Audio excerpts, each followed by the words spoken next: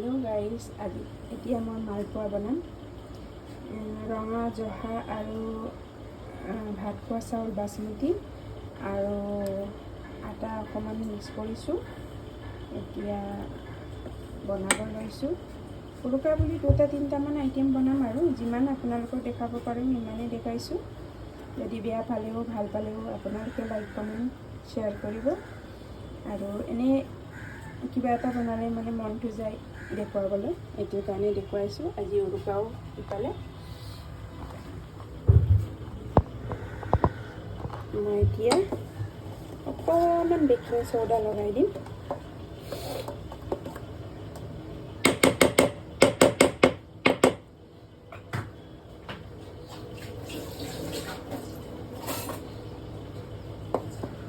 এইটো চামুচ দি উঠালেহে ভাল লাগিব।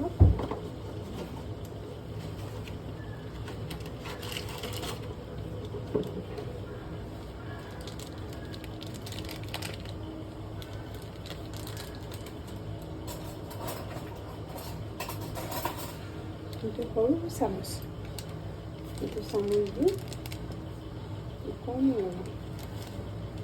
বেছি মই ভিজাই থোৱা নাই, অকণমান গোলাই থ'ব লাগে। মানে একচুৱেলি মই গোলোৱাটো সময়টো কম হৈছে, 1 ঘণ্টা হোৱাই নাই, আধা ঘণ্টা হৈছেহে। অকণমান দিলোঁ, বেছি দিয়া নাই।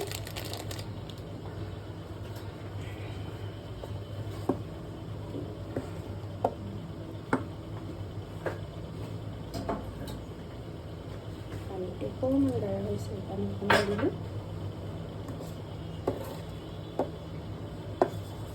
মালপোৱাটো চবেই বনায় ধুনীয়াকৈ কিছুমানে।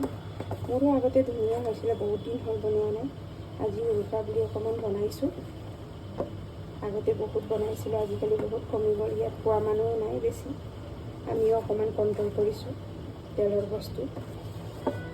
আৰু আলহীও ইমান বেছিকৈ নাহে বৰকৈ। অসমত থাকিলে আলহী আহে, বিস্কুট কিনিলেও আৰু কিবা হ'লেও শেষ হৈ গৈছিলে। এতিয়া বিস্কুট কিনিলেও মোৰ বেটাৰটো তাতে যায়, আমিতো নাখাওঁ। অকল বাদামটো অকণমান খাওঁ আৰু চাহ খাওঁতে।